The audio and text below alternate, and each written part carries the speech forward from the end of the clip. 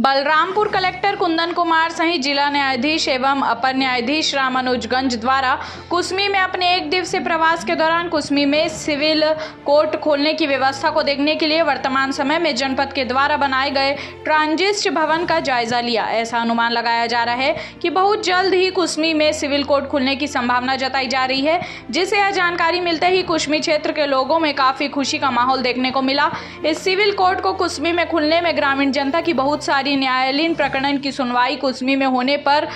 ग्रामीण जनता को जो राजपुर एवं रामानुजगंज कोर्ट जाना पड़ता है। कोर्ट में पेशी को निपटारा करते करते शाम हो जाने पर मुश्किल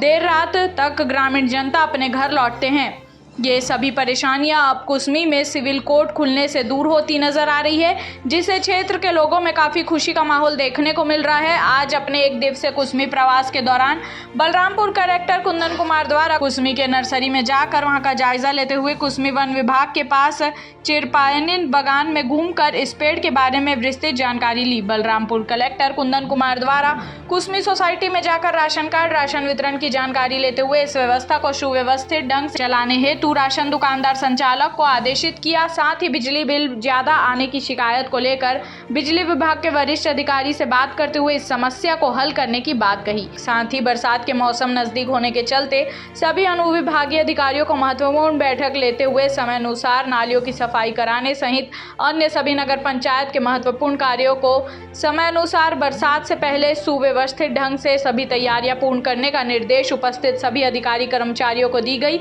जिससे आम जनता को परेशानियों का सामना करना ना पड़े। साथ ही कुसमी में जितने भी छिन्न भिन्न अवस्था में शासकीय मकान एवं कार्यालय पड़े हैं, उसे तत्काल तोड़कर शासकीय जमीन को सुरक्षित रखने का आदेश कुसमी तहसीलदार को दिया, जिससे कभी कोई व्यक्ति घायल ना हो सके, जिसका पालन करते हुए तहसीलदार कुसमी उमा सिंह पैकरा द्वारा वर्षों से पड़े हुए छिन्न भिन्न अवस्था दुर्गा चौक कुसमी का पुराना जनपद भवन को तत्काल जेसीबी लगाकर भवन को गिराया गया। बलरामपुर कुसमी से राकेश भारती की रिपोर्ट।